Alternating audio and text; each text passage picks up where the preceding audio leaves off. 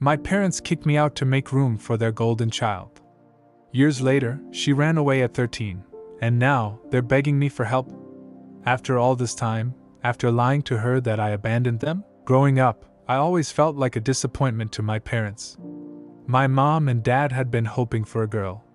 In fact, they tried for a daughter for years, but no luck, until me. They didn't even hide their disappointment. I overheard them saying I felt like a spare. And once, they even called me a remnant. As a kid, it didn't make much sense, but as I got older, it hit me hard. It was painfully clear. I was just a placeholder, the kid they had while waiting for something better. They kept trying for another child, and that's all they'd ever talk about. At family gatherings, when friends came over, it was always, "When we finally have a daughter." Some people told them to be grateful they had me, but my parents? They brushed it off, saying, "Unless it's a girl, we have no kids." When I was 15, they finally had my sister, their miracle child. She was everything they'd hoped for. From the moment she was born, all their attention, money, and time went to her. I became invisible. I'd already barely existed in their eyes, but now? I might as well have been a ghost. They stopped caring about my hobbies, my interests, me. Meanwhile, they praised her for every little thing. I knew where I stood in their lives, and honestly, I accepted it. What else could I do? By the time I turned 18, it was clear they didn't want me around anymore. On my birthday, they sat me down, not to celebrate, but to tell me I had to move out. They said they needed more room in the house for my sister. I tried to explain, begged them even. I told them I didn't have anywhere to go, that I just needed a couple of months to save up and figure it out. But you know what? They didn't care. Not one bit. They said I'd had plenty of time to prepare, and should be able to manage just fine on my own. So, just like that, I was out. I didn't have much, just a few bags of clothes and whatever money I could scrape together from odd jobs in high school. I ended up couch surfing with friends for a while before moving into a tiny, rundown apartment. Those first few years? They were rough. I worked every kind of job you can imagine. Night shifts at convenience stores, heavy labor on construction sites, anything to make ends meet. There was no stability. I was constantly worried about rent, food, or just getting through the week. Some nights, I fell asleep hungry, unsure if I'd even be able to afford my next meal. Even during all of that, I tried to keep in touch with my parents. Why? I don't even know. I guess, deep down, I hoped they cared about me, even just a little bit. I'd call them every once in a while, hoping for some sign that they missed me. But every conversation was short, awkward, like they were just waiting for it to end. The truth was, I was the only one trying. They never called to check on me, never asked if I was okay. After 2 years of putting myself out there and getting nothing in return, I finally stopped. It hurt too much. They didn't even send a simple message for birthdays or holidays. Not once. I told myself they'd moved on.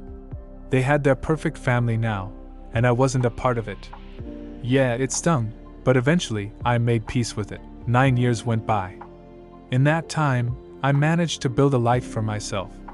I had a steady job, a small but cozy place to live, and friends who became my chosen family. My parents? They were just a closed chapter in my book. Then, out of nowhere, a few days ago, my phone rang. It was them. Honestly, my first thought was that something terrible must have happened. I hadn't heard their voices in nearly 7 years. And when I answered, they sounded off. Panicked, almost. They said they needed to talk about my sister. Their tone was dramatic, desperate, even, as they explained how she was completely out of control. I was stunned. She's only 12 or 13. How bad could things already be? But they went on to say she'd been skipping. They said she was skipping school, getting into fights, and even caught up in some serious trouble. She was already experimenting with substances, hanging out with sketchy people, and doing things that seemed way out of hand for someone her age. Apparently, they'd spent a fortune getting her out of trouble, different programs, endless counseling sessions, but none of it worked. I was floored. I know teenagers can be difficult, but this? It was hard to imagine someone so young spiraling like that. Honestly, it sounded like all those years of spoiling her had finally caught up with them. But even then, I couldn't wrap my head around how bad things had gotten. After laying it all out, my parents told me I needed to help them. Not asked, told. They wanted me to come back into their lives, to support them both emotionally and financially. They explained how much taking care of my sister had drained them, and said they just couldn't handle it anymore. It was like they expected me to drop everything, forgive years of neglect and rejection, and swoop in to make things right. They even tried to guilt-trip me, saying, "You're still our son. Family needs to be there for each other in hard times." I was shocked hearing what my sister had become, but their audacity. That made me furious. Where was this "family needs to stick together" attitude when I was 18 and begging them to let me stay? Where was their concern when I was couch surfing, starving, and struggling to survive? They tossed me out without a second thought, and now, just because their perfect plan had fallen apart, they wanted me to fix everything? No, I told them flat out. I wasn't interested. I'd built a life for myself, without their help, and I wasn't about to jeopardize that now. Not for them. Not because they'd raised my sister to be a nightmare. They didn't take it well, of course. They called me selfish, ungrateful, and accused me of holding a grudge. "We're still your family," they said. "How can you abandon us in our time of need?" But where was that logic when they abandoned me? I let them rant for a while, then hung up. I didn't want to hear it. It's been a few days since that call, and they still haven't. They haven't stopped trying to reach out. My mom texted me, asking if I'd be willing to hear them out over dinner this weekend. Honestly, I don't know. I know I don't owe them anything, not after the way they treated me my whole life. But a part of me still feels guilty. I can't shake the nagging thought that maybe I'm in the wrong, that maybe they're right. Should I be the bigger person and help them out, despite everything they've done? It's been messing with my head. I keep going over it, wondering if I was too harsh. Part of me thinks they made their bed, let them lie in it. But another part wonders if I'll regret this decision someday. Am I the asshole for refusing to help my parents after everything they put me through? Hey everyone. I wanted to share an update because a lot has happened since my last post. Also, I noticed a lot of questions in the comments, so I'll try to clear up a few things. First, some of you asked why I don't just cut off my sister too, or if I blame her for any of this. I want to make it clear, I don't have any negative feelings toward my sister. Honestly, I don't even know her. She was a baby when I left, and I've had no contact with her since. To me, she's just a kid I never got to know. Any anger or resentment I feel is directed entirely at my parents. They're the ones who ignored me, treated me like I didn't matter, kicked me out, and now expect me to swoop in and save them. Some of you also asked what my childhood was like and if there were specific things that made me feel unwanted. It's tough to talk about, but I think it's important to explain why I feel this way. My parents weren't outright abusive, but they made it painfully clear that I was a disappointment. They wanted a girl so badly, and they didn't even try to hide it. They openly talked about how they were waiting for their miracle baby, which was my sister. It was like I was just a placeholder until she came along. Once she was born, they acted like they'd finally gotten everything they ever wanted. Suddenly, everything I did was invisible. If I got a good grade, no one noticed. If I had a big moment, like a graduation or winning an award, it was barely acknowledged, if at all. It felt like nothing I did mattered because I wasn't what they wanted. And after my sister came along, it was like they couldn't wait for me to leave. I was just the extra they didn't need, which is probably why they kicked me out the moment I turned 18. Anyway, I hope that clears things up. Now, here's the actual update. After reading your comments, I decided to take some advice and reach out to my parents. A lot of you suggested that if I wanted closure, or just a clearer picture of what they really wanted, I should meet them in a neutral location. So, I asked my parents if they'd meet me at a coffee shop in town. They agreed. I went in with the mindset that this was just a talk, not me agreeing to fix anything. I was still angry, but I wanted to hear them out. When I got there, I could tell immediately that they weren't in good shape. They looked tired, older than I remembered, and completely stressed out. They didn't waste any time. As soon as we sat down, they started begging me for help. This time, they gave me more details than they had on the phone. Apparently, my sister's situation is even worse than I thought. Beyond the substance use and legal trouble, she's been to multiple rehab programs, all paid for out of pocket. She's still skipping school, sneaking out, and getting into trouble with her friends, who my parents said are a terrible influence. They claim they've tried everything to help her, but nothing has worked. Then they dropped another bombshell. They've sold a lot of their belongings, including my childhood home, to cover the expenses. They're living in a small apartment now and struggling to make ends meet. They even mentioned selling some family heirlooms to scrape together more money, but even that won't last. They said they're down to their last few months before they're completely out of options. Hearing all of this, I did feel sorry for them. I wouldn't wish this kind of stress and hardship on anyone. But at the same time, I couldn't shake the feeling that there was an expectation in how they were asking. They kept bringing up that we're family, and that I'm their son, and that it's my duty to help. It felt like, despite everything they'd done to me, they still assumed I'd step up simply because of some unspoken obligation. And the way they spoke? It was clear they hadn't truly processed, or even acknowledged, the hurt they caused me. Here's a rephrased continuation with emotional depth and realistic tone. Or even acknowledge how poorly they treated me. They kept circling back to the same argument, that I should help them because they're my parents, and it's the right thing to do. As they spoke, I felt all those old feelings, anger, resentment, and rejection, flooding back. It was painfully clear they didn't see any of this as their fault. When I brought up how they'd kicked me out, they brushed it off like it was no big deal. They claimed it was just parenting, and insisted they'd done what was best for the family at the time. They acted as if it were normal, as if abandoning me was a rational decision, and now, years later, they expected me to not only forgive but to swoop in and fix the disaster their choices had created. I realized they weren't looking for forgiveness. They weren't looking to repair the damage they'd done, or even acknowledge it. They just wanted a solution, and to them, that solution was me. They needed someone to shoulder the financial and emotional burden of their mistakes, and they thought I was their only option. The more they talked, the angrier I became. They still didn't get it. They still couldn't see that they'd pushed me so far away that I barely knew them anymore. They didn't understand the meaning of family, or the fact that you don't get to demand loyalty from someone you've treated like an afterthought. When they finished, I calmly told them I couldn't help. I explained that I'd worked hard to rebuild my life after they'd left me stranded, and I wasn't in a position, financially or emotionally, to support them. I told them I didn't feel any obligation to clean up the mess they'd created. Their reaction? Pure fury. They accused me of being selfish and abandoning my family. They even called me heartless for refusing to help my sister.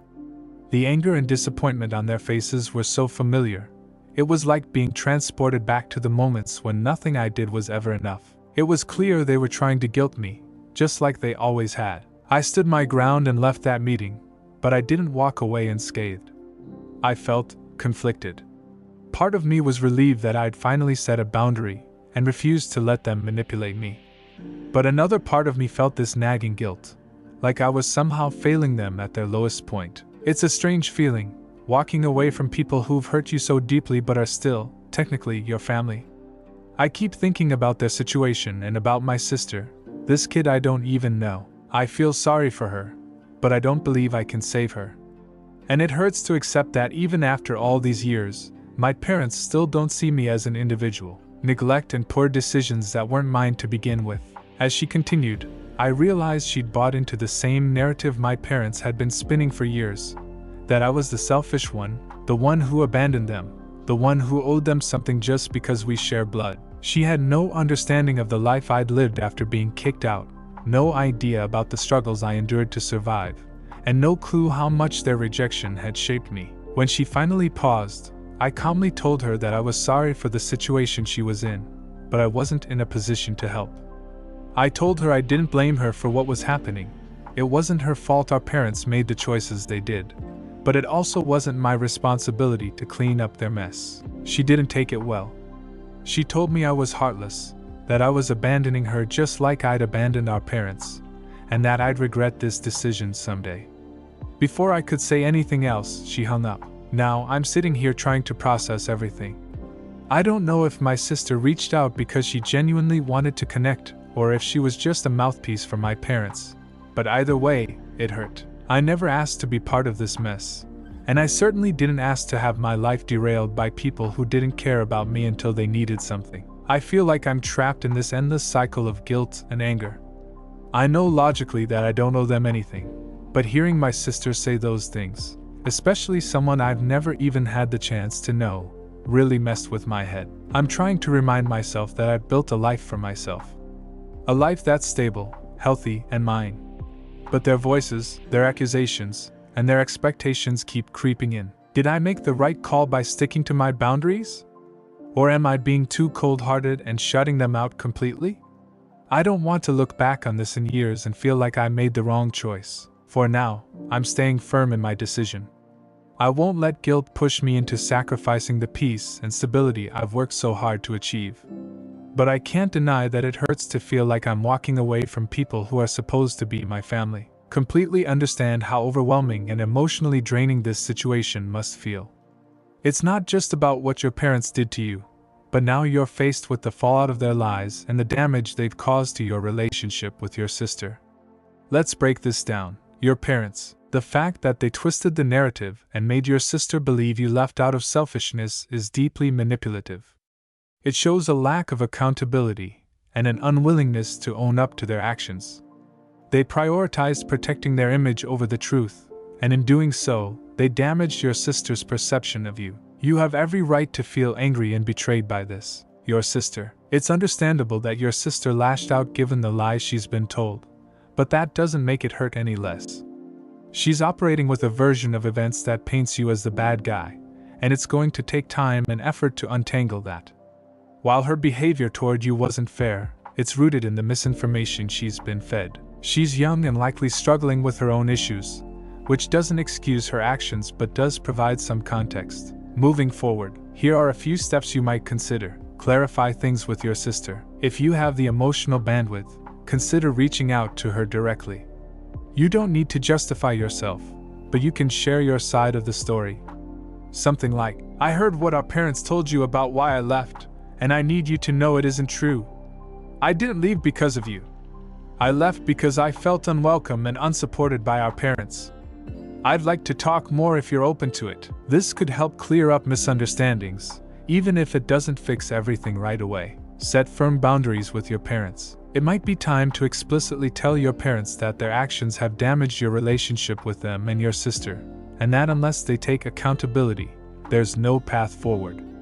This isn't about changing them, it's about asserting your boundaries. Focus on your well-being. You've come so far in building a stable and fulfilling life. It's important to protect that from the chaos your family is bringing into it. Therapy or talking to someone you trust could help you process these feelings of guilt, anger, and confusion. Decide what role, if any, you want in your sister's life. If you think there's a chance to build a relationship with her outside of your parents, that's worth considering. However, it's okay if you decide it's too much right now. You don't owe anyone your peace of mind. This is a lot to process, but remember, you've already shown incredible strength and resilience. Whatever you choose to do, make sure it aligns with what's best for you. Would you like help drafting a message to your sister or parents? Or do you want to talk more about your feelings on this? I was standing firm on my decision. It was all about what they could get from me and not about repairing the relationship or acknowledging the pain they caused. Eventually, I decided enough was enough and blocked their numbers. I didn't want to, but it became clear that they weren't going to stop until I completely removed myself from the situation. As for my sister, I haven't heard from her since that angry phone call. I did think about reaching out to her a few times, but I kept stopping myself because I realized I wasn't ready to open that door yet. I don't think she's in a place to hear my side of the story, and I'm not sure I have the energy to try and convince her otherwise. Maybe one day, when things are calmer and she's had some time to reflect, we can have that conversation. For now, though, I think it's best to let things be. How I've been coping. These past few months have been tough, but also kind of freeing. Cutting ties with my parents, even if it's not permanent, has lifted a weight off my shoulders. I've been focusing on myself, my career, and the relationships in my life that actually bring me joy and support. Therapy has been a huge help in working through the guilt and anger I've been feeling. My therapist reminded me that it's okay to prioritize my own well-being, and that I'm not responsible for the choices my parents made. I've also learned to let go of some of the guilt I felt about my sister. It's not easy, but I've realized that I can't save someone who doesn't want to be saved, and I can't undo years of manipulation overnight. The best I can do is focus on healing myself and being open to reconnecting if and when the time feels right. Final thoughts. If there's one thing I've learned through all of this, it's that family isn't about blood, it's about how you're treated and valued. My parents made it clear through their actions that they didn't see me as a part of their family in the way that mattered, and that's their loss. I'm done trying to earn their love or approval. To anyone else going through something similar, I just want to say, it's okay to walk away. It's okay to prioritize yourself. You're not a bad person for setting boundaries, and you're not selfish for protecting your peace. Healing takes time, but it's worth it. Thanks again to everyone who supported me through this journey. Your words and advice meant more to me than I can express.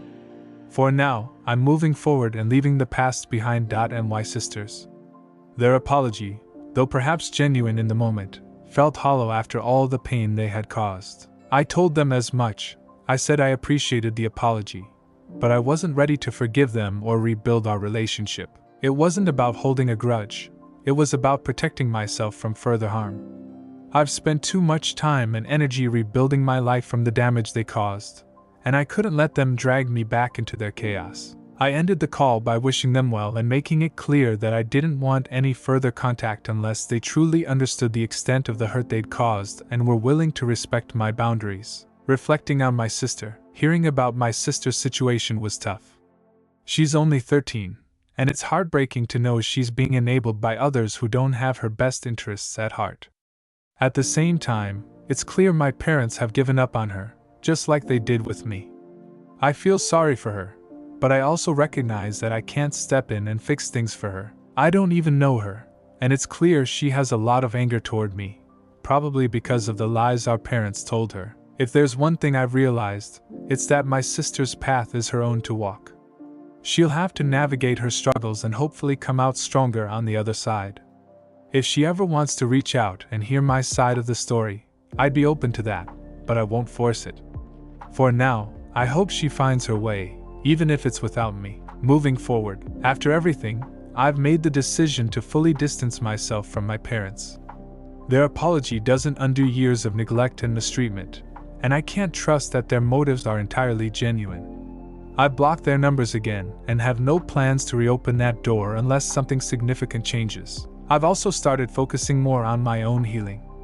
Therapy has been a lifeline, helping me unpack the guilt and resentment I've carried for so long. I'm learning to let go of the idea that I owe my parents or my sister anything.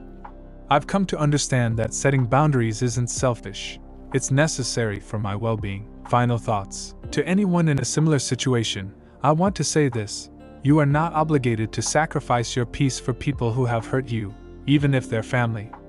It's okay to prioritize yourself and your healing.